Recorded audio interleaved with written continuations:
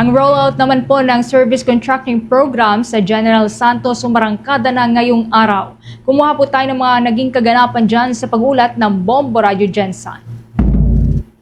Nagsimula ng ipatupad nitong araw ang service contracting program na malaking tulong sa riding public, mga member operator at mga stakeholder. Sa panayam ng Bombo Radio Gensan, ito ang ipinaalam ni Orly Sabilita, Chairman ng Gensan Federation of Transport Cooperatives, kung saan ang programang ito ay suporta ng gobyerno sa gitna ng krisis sa enerhiya sa bansa.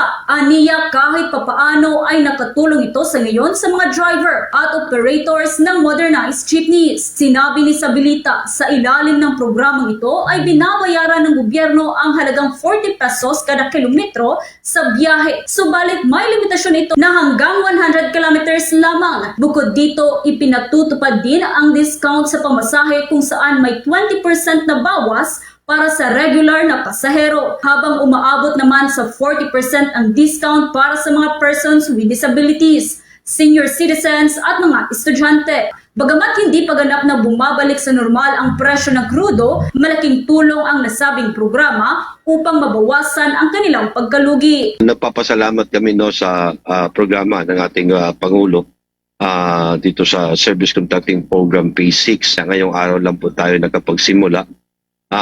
Malaki na rin tulong ito na masubsidize ng gobyerno yung ating pamamasada, considering na alam natin bakasyon na ngayon, medyo mahina, matumal yung ridership, pero mahal pa rin yung produktong petrolyo.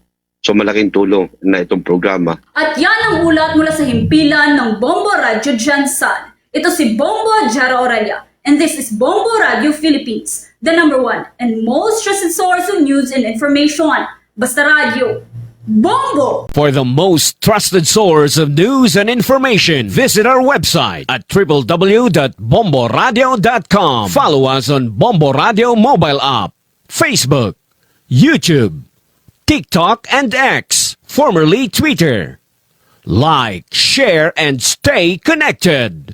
Anytime, anywhere.